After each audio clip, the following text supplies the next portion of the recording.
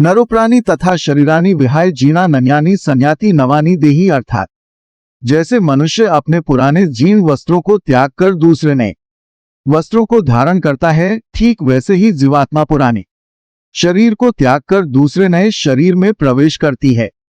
आप सभी दर्शकों का हमारे YouTube चैनल हार्दिक अभिनंदन और स्वागत है। आज हम महर्षि वेदव्यास जी द्वारा रचित श्री गरुड़ महापुराण के दिव्य ज्ञान के माध्यम से ये जानने का प्रयास करेंगे कि मनुष्य की मृत्यु कैसे होती है और मनुष्य के शरीर से आत्मा कैसे निकलती है। नैमिषारण्य तीर्थ में सूत जी शौनकादि ऋषियों से गरुड़ महापुराण का दिव्य व्याख्यान करते हुए कहते हैं कि हे मुनि श्रेष्ठों, जब गरुड़ देव ने भगवान श्री हरि विष्णु जी से विनय पूर्वक आग्रह किया और पूछा कि हे प्रभु, जीवात्मा किसी भी प्राणी के शरीर को कैसे छोड़ती है तथा आत्मा के शरीर से अलग होते समय शरीर की कैसी दशा होती है, मृत्यु क्या है, मृत्यु का स्वरूप कैसा है। विष्णु गरुड़ से कहते हैं कि हे विनीता पुत्र, अब मैं तुम्हारे संशयों को दूर करते हुए तुम्हें आत्मा के शरीर से मुक्त होने। प्रकृति परिवर्तनशील है और निरंतर बदलती रहती है। पत्थर में पेड़ के हरे पत्ते सूखकर और पीले होकर नीचे गिर जाते हैं और बसंत में पुनः से हरे पत्ते उग जाते हैं। शीत ऋतु के बाद ग्रीष्म ऋतु, ग्रीष्म ऋतु के बाद वर्षा ऋतु, वर्षा ऋतु के बाद शरद ऋतु और फिर शरद ऋतु के बाद ऋतु दोबारा से आती है। ये सब निरंतर चलता रहता है। इसी प्रकार मनुष्य भी पहले पाप है। जो प्राणी इस संसार में उत्पन्न होगा उसका इस संसार को छोड़कर जाना भी निश्चित है। अतः समयानुसार ये क्रम चलता रहता है।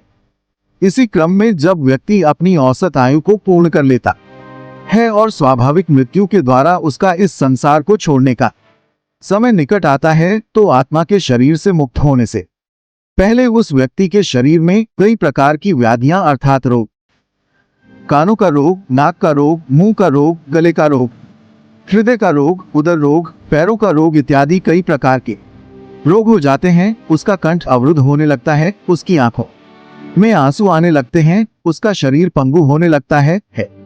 उसकी हृदय गति रुक जाती है, हृदय शून्य हो जाता है, उसे अत्यंत घुटन महसूस होती है। उसने अपने जीवन में जो भी शुभ होगी उन सभी का स्मरण उसे होता रहता है। यह सब एक चलचित्र की भांति उसकी आंखों में दिखता रहता है। इस भावना के दौरान उसके मन में जीवन भर अर्जित संपत्ति और प्रियजनों के प्रति अत्यधिक आसक्ति हो है, जिसके कारण उसके प्राण निकलते समय उसे अत्यधिक कष्ट और अत्यंत दुख होता है। इस समय वह अपने प्रियजनों को पुकारता है और उनसे बात करना चाहता है, उनसे कुछ कहना चाहता है, लेकिन सामर्थ्य विहीन होकर कुछ कह नहीं पाता और उसकी बातों और संकेतों को पास बैठा कोई भी व्यक्ति नहीं समझ पाता है। जब उसकी सांस रुकने को होती है तब वह उसे बहुत बेचैनी, पीड़ा और छटपटाहट होती है, क्योंकि नाड़ियों से प्राण खींचकर एक जगह एकत्रित होने लगते हैं। उसकी पांचों इंद्रियां अर्थात स्पर्श, स्वाद, गंध, दृष्टि और श्रवण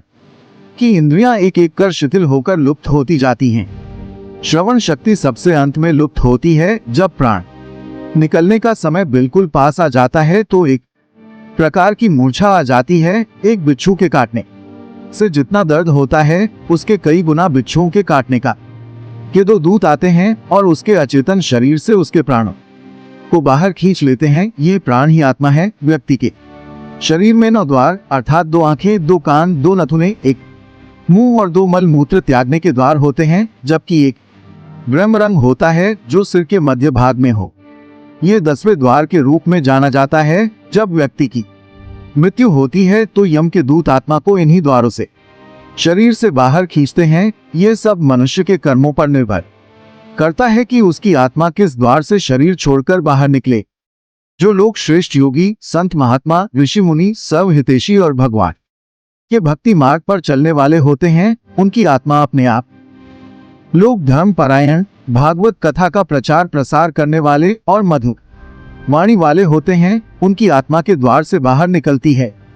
जो लोग सदाचारी और भागवत कथा सुनने वाले होते हैं उनकी आत्मा कान के द्वारा से निकलती है। जो लोग सत्यकर्मी और दूरदृष्टि वाले होते हैं उनकी आत्मा आंख के द्वार से निकलती है। जो लोग अच्छी विचारधारा और सहयोगी स्वभाव वाले होते हैं उनकी आत्मा नाक के द्वार से निकलती है, और जो लोग अत्यंत पापी, क्रूर, गंदी विचारधारा वाले, अत्यधिक झूठ बोलने वाले और दूसरों का अनिष्ट करने वाले होते हैं, उनकी आत्मा को यम के दूध मल मूत्र त्यागने वाले द्वार से बाहर खींचते हैं। जब आत्मा मुख के द्वार से निकलती है तो मुख से झाग या फेन निकलता है। जब आत्मा के द्वार से निकलती है तो आंखें उभर कर बाहर निकल आती हैं। जब आत्मा कान के द्वार से निकलती है तो कान से मवाद या मैल निकलता है। जब आत्मा नाक के द्वार से निकलती है तो नाक से गंदा पानी निकलता है। और जब आत्मा मल मूत्र त्यागने वाले द्वार से निकलती है तो इन द्वारों से मल वो मूत्र बाहर निकल आता है। इस प्रकार यम के दूतों द्वारा